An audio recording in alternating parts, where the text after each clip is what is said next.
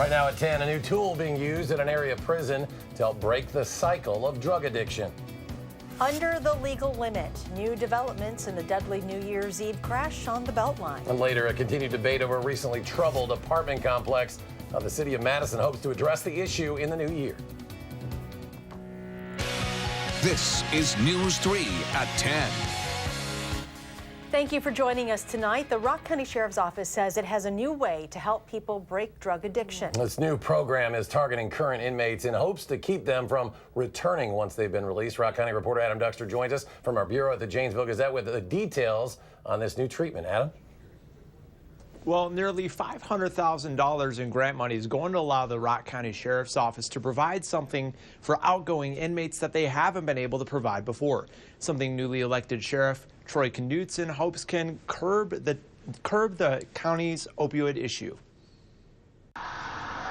Newly elected Sheriff Troy Knudsen knows how critical the first few weeks are when someone is released from the Rock County Jail. Those first 30 days are absolutely critical in order to be able to connect with the resources that are out there. He's also seen how addiction can make the transition out of jail almost impossible. It really interferes with their ability to handle the other things that they have to deal with as they leave here, hooking up with a job and finding housing and all of those sorts of things. So has treatment and reentry specialist Amy Evans. Rock County, as you may know, has a very large heroin epidemic.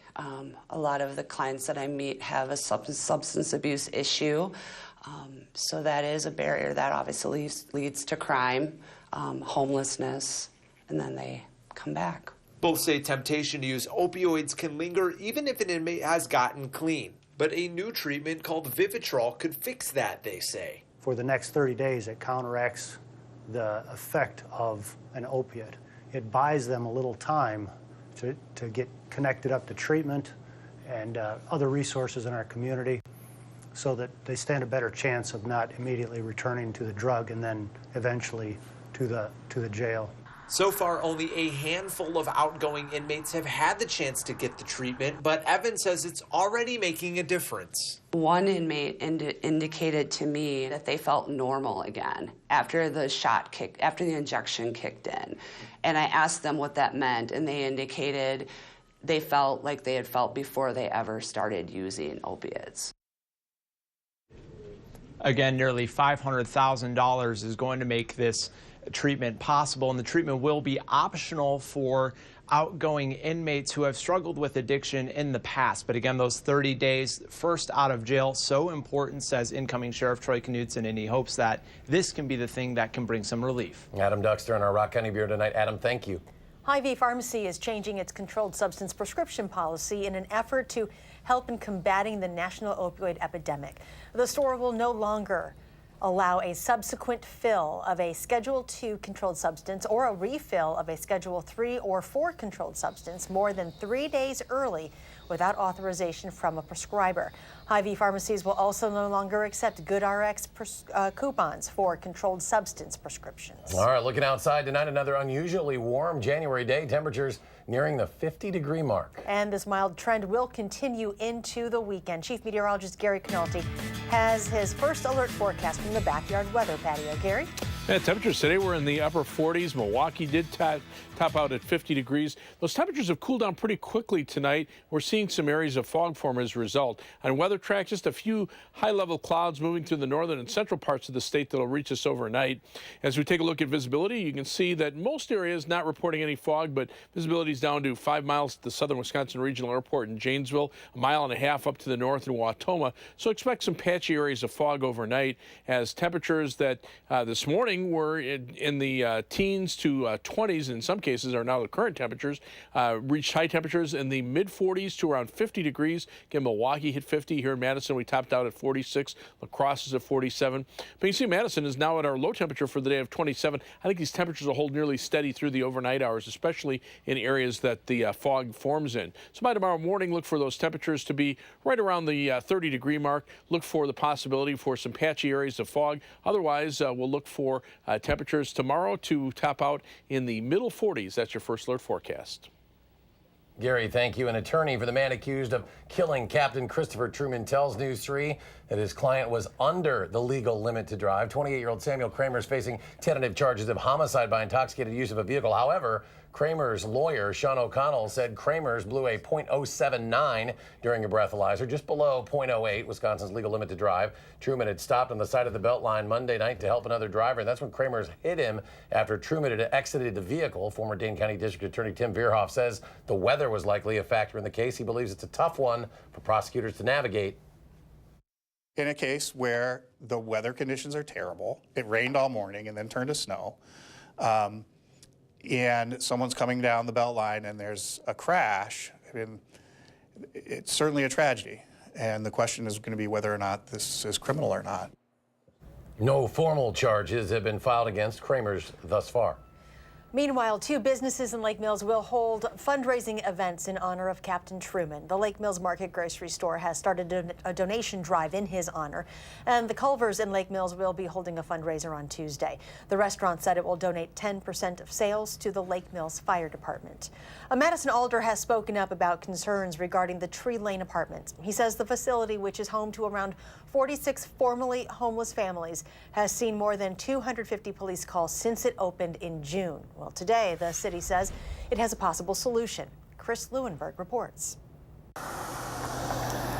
District 9 Alder Paul Skidmore says that his duties to his constituents are clear. This community has reached out to me for help, and I'm doing everything that I can. And when an issue is at hand, there have been a wide range of incidents, hundreds of them, as a matter of fact. It's his job to resolve it. People haven't felt safe in this neighborhood since that facility is opened because of what has amounted to inadequate security provisions. Skidmore says that one part of providing affordable housing is taking action to ensure that the residents of the facility and community are safe. We're recognizing that problem. Enough is enough. Now we're taking steps to correct it. Alder Skidmore says that he's heard the voices of his constituency loud and clear, and that he thinks that the city can come up with a solution to satisfy both them and the residents of the apartment building. The first thing we have to do is stabilize the apartment building. According to Madison Mayor Paul Soglin, the city will be introducing an over $100,000 supplemental budget appropriation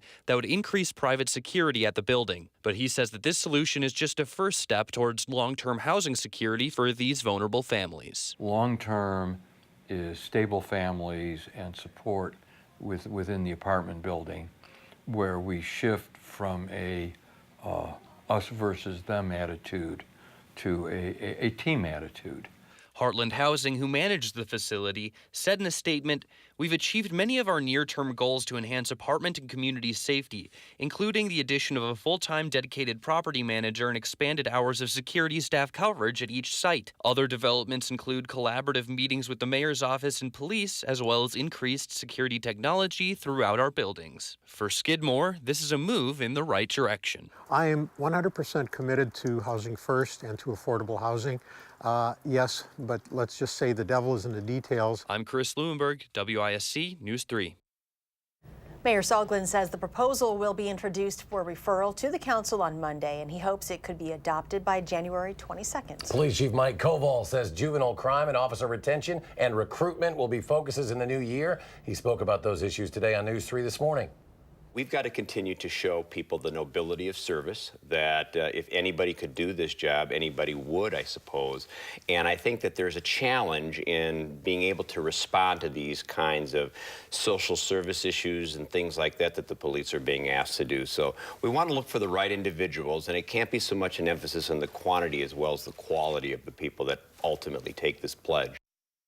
The police department also has a new 2019 survey available for anyone to take. They want to know what you think the department is doing well and what you think needs to improve. You can find that survey at cityofmadison.com/police. Mayor Paul Soglin is proposing a deal that would replace Beitler Real Estate as the developer of a portion of the Judge Doyle Square project. The long and expensive project was put on hold in November due to a disagreement with the developer. To restart the project, the mayor proposed splitting the development in half between Beitler and another developer and eliminating any ongoing litigation.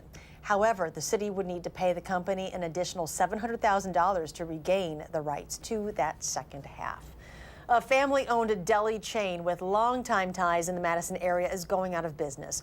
All three Jacobson Brothers Meats and Deli locations in Madison, Stoughton, and Sun Prairie will close their doors at the end of the month. We spoke with the owner, Mark Jacobson, who was thankful for all the years in business.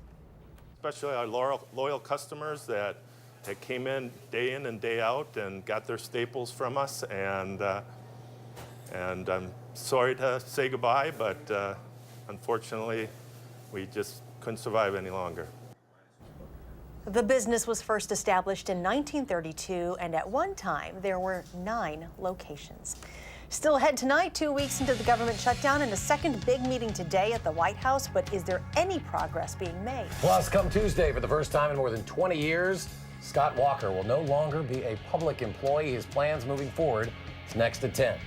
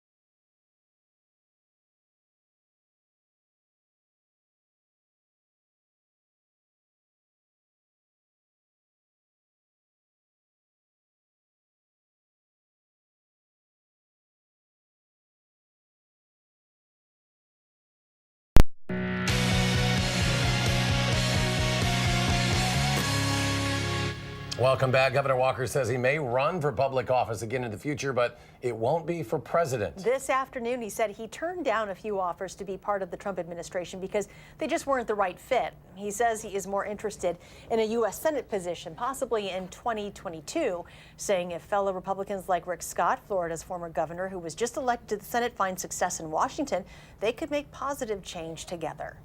If the two of my friends there say that you can actually get something done, and maybe a group of us could do something to shift power back to places like Wisconsin, I'd be very interested. For now, he will live in downtown Milwaukee. His immediate plans are to hit the speaking circuit, specifically talking about the benefits of limited government. Governor Walker says he did already leave a letter for incoming Governor Tony Evers. It includes some of the best advice he's gotten from governors ahead of him. President Trump met with congressional leaders at the White House on Friday, but both sides standing their ground on the border wall issue as the government shutdown heads into day 15. That is the 4th longest shutdown in American history. Natalie Brand has the latest from the White House. 2 weeks into the partial government shutdown, and President Trump's border wall remains the great divide. We recognize on the Democratic side that we really cannot resolve this until we open up government, and we made that very clear to the president. We made a plea to the president once again. Don't hold millions of Americans, hundreds of thousands of workers hostage. Speaking in the White House Rose Garden, President Trump said he thinks the standoff could be over sooner than people think. But he also told congressional leaders on Friday it could go on for months or longer. I did say that. Absolutely, I said that.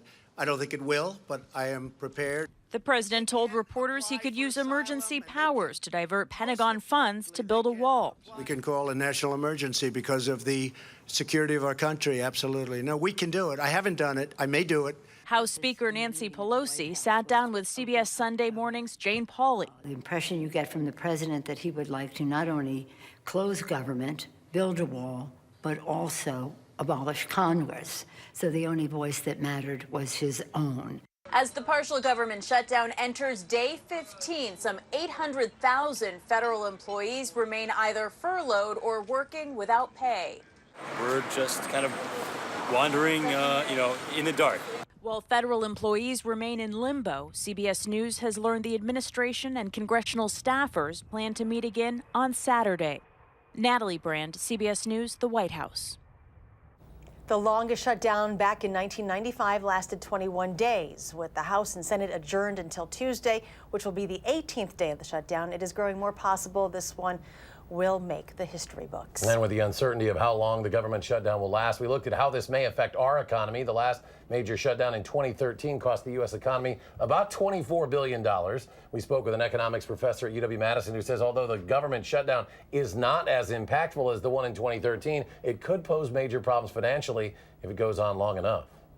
If it keeps on going, it will just steamroll, and the eventual thing could be a recession. And Hansen says he's hopeful the government can open up soon so it doesn't happen. Until the government shutdown comes to an end, it will cost the American taxpayer millions of dollars each day. This warm December weather in Wisconsin has delayed the production ice castles on Lake Geneva. Workers had hoped to open the winter wonderland at the start of the new year, but higher temperatures and rain put a damper on their plans. Visit Lake Geneva's target opening date was set for January 10th, but warm weekend weather could push that back. And you could feel the weather warm up a bit today. We felt it a little bit yesterday, but really felt it today. Chief Meteorologist Gary Canalti looking at the weekend, Gary. Yeah, I think tomorrow is going to be very similar to today with temperatures again into the 40s. Take a look at these high temperatures today. 46 Madison, 50 Milwaukee, 45 as far north as Rhinelander. These are temperatures that you would see in the middle of November. So that's, almost, more than 6 weeks ago. And that just shows you how warm those temperatures are. The snow continues to erode away. We're now seeing almost no snow on the ground south and east of Eau Claire. A lot of this snow that fell on New Year's Eve is starting to melt away too, just maybe an inch or two through much of southern Wisconsin. Only the far northern parts of the state have about 6 inches or so up toward Lake Superior. And over the next 7 days, every day we're expecting temperatures to be above normal. The only one of those days where temperatures might not hit the freezing mark would be Wednesday. And on a couple of those days will be in the 40s, including Monday, when rain could also help to melt some of the snow. Live view from the Edgewater Skycam in downtown Madison. Skies are clear for tonight. Not seeing any fog here in the Madison area yet, but we might see some patchy areas of fog form. High temperature today, 46 degrees. Low temperature is actually the current temperature of 27. Temperatures will hold nearly steady overnight. With the clear skies and the light winds, those temperatures have fallen very close to the dew point. So that's why we're down into the upper 20s. But notice the humidity now at 89%. When the temperature and the dew point are exactly the same, then you have a relative humidity of 100%, and that's when you can expect fog. So while temperatures are in the upper 20s to the lower 30s, notice those colder locations by a couple of degrees. That's where you're seeing these patchy areas of fog forming as those temperatures and dew points have gotten very close together. Areas where the temperature's a little bit up above the dew point, not seeing any fog, like the warmer locations like Milwaukee and La Crosse and Eau Claire, but you can expect patchy fog in just about any spot. Then when those temperatures start to warm up tomorrow morning, the fog goes away. Weather Track shows westerly winds aloft off. This is a very typical El Nino weather pattern. The polar jet stream staying up to the north, keeping the cold air locked up in Canada, bringing in mild Pacific air that dries out as it moves across the Rockies to the south. The subtropical jet stream, that's carrying all the moisture into one storm system that's moved through the deep south and now is heading into the mid-Atlantic states. But notice almost all of the precipitation now in the form of rain after bringing some snow to parts of Oklahoma earlier. High pressure is located just out to the west of us. The wind's pretty light around here. That extends through the Midwest. Temperatures upper 20s here. 30s across the rest of the Midwest. You don't see any cold air anywhere. On future track, skies will remain partly cloudy or clear overnight with patchy areas of fog. We'll see plenty of sunshine during the day tomorrow. Notice this bank of clouds here. This is a cold front that will drop southward tomorrow night into Sunday. Notice the wind shifting around to the north and northeast and then eventually to the east. As the next weather system develops, skies will be cloudy on Sunday with highs in the upper 30s. Precipitation will break out. Could be in the form of rain and snow here, but then changing over to rain by Monday morning. And on Monday, we'll see mainly rain before the rain comes to an end in the afternoon. Temperatures again on Monday will be well into the 40s. Our forecast for the overnight hours, partly cloudy skies, mild, patchy areas of fog, daybreak temperature 26 degrees. Tomorrow, back up to 44 after early fog lifts. Skies will turn mostly sunny. Should be another day very similar to today. Future track, again, patchy fog overnight, otherwise temperatures hovering up and down in the upper 20s. Tomorrow, those high temperatures warming quickly into the middle 40s. Tomorrow night, here comes the cold front, wind shift around to the north. Low temperatures drop into the middle 20s. Look for plenty of clouds, but a dry day on Sunday. High temperatures generally in the mid 30s with those easterly winds, and that'll bring in moisture for Sunday night into Monday morning. Again, that'll be a mixture of rain and snow. That will be Sunday night, but then Monday, rain and windy, high of 44. Temperatures turn a little colder toward the end of the week. Another weather system maybe bringing some light snow chances. Shouldn't amount to very much. Temperatures just back to normal by the following weekend. So if you're looking for more snow on the ground, it doesn't look too promising for the next week and a half. All right, Gary, thank you. You're welcome. A throwdown on the hardwood tonight between two of the Big Eight's best. Highlights from our Prep Mania Game of the Week next in sports.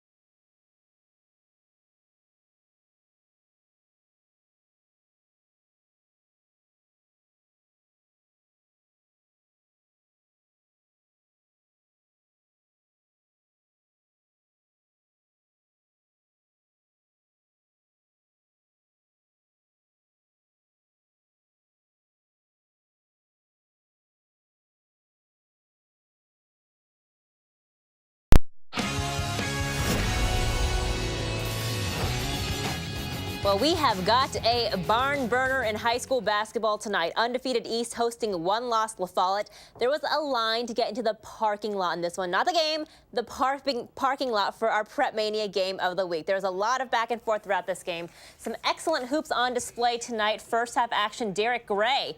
The floater, tough shot there, goes through. Lancers down by 1 at the half. In the second now, Isaiah Stewart driving, quick shot to Dre Smith for the bucket. La Follette takes the 2-point lead. Under a minute to go in the game, Pergolders down 3. Keontae Jones goes to the bucket, and it's a 1-point game now. 20 seconds left. Jones again steps back, pulls up for 3, and it is good. East takes the 65-63 lead. But hang on, La Follette with one last chance. The 3, no good. The rebound, nope. So East hanging on to win 66-44, the final score. They stay undefeated on the season. Jay Wilson with the man of the hour after the game. What a game at East as the Pergolders pull it out 66-64. Keontae Jones hit the big 3. Now, I don't know if that's your specialty, but what happened on that last 3? Well, the play kind of got a little messed up. Anthony Washington put the ball in my hands, and I had to make a play. Time was running out. So, shot the big 3, and thank God it went in. Yeah, it sure did. His 5th of the year. East was ranked #1 in the state. Yeah. How much pride does that give East, and how much drive does that give you to stay #1? Oh, we push every day in practice, day in, day out. We work every day. It gives us a lot of stuff on our shoulders to push off. We need to just keep working. Like #1 in the state. Yeah, well, you handled it well tonight. Congratulations. Thank you so much. Big win for East. They stay undefeated on the season. All right, meanwhile, Mike Budenholzer's old team visiting Fiserv Hawks and Bucks. Second quarter, Giannis here with the rebound, then goes in for the two-handed dunk for some flair. 16 points, 10 assists for the Greek Freak. Later on, Chris Middleton. Nice floater here, seamless play. Middleton with a game-high 19. 2:30 left for half. Pat Connaughton, the no-look to Ersan Ilyasova, the masked man with the bucket. He's recovering from surgery on his nose. I like the masked look. Double-double for the Turkish Thunder tonight. 10 points, 10 rebounds off the bench. Bucks win 144-112 for their 5th straight win. They host the Raptors tomorrow night. The Badgers men's hockey team in action for the first time in 2019, hosting 8th-ranked Denver. Wisconsin with goals from Tyler Inamoto, Seamus Malone, and Will Johnson, but not enough. Wisconsin loses 6-3. Game 2 of the series tomorrow night at the Kohl Center at 7.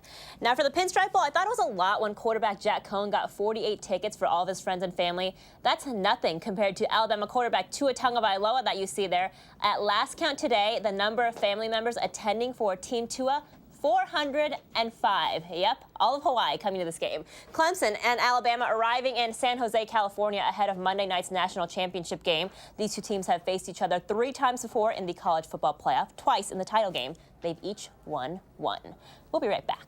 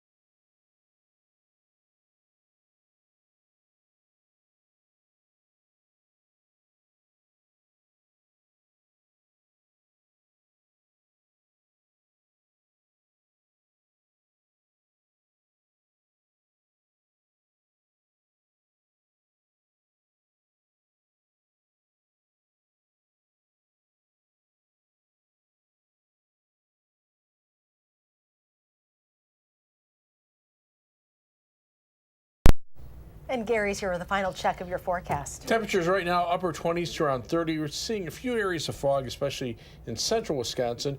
Any early fog will lift. Look for a sunny day tomorrow with highs in the mid-40s. A little cooler for Sunday. Monday, mainly rain and windy. A little colder for the end of next week. Maybe a little bit of light snow Friday and Saturday, but temperatures just getting back to normal by next weekend. All right, Gary, thank you. Thanks for joining us for News 3 at 10. Do something good and have a great weekend.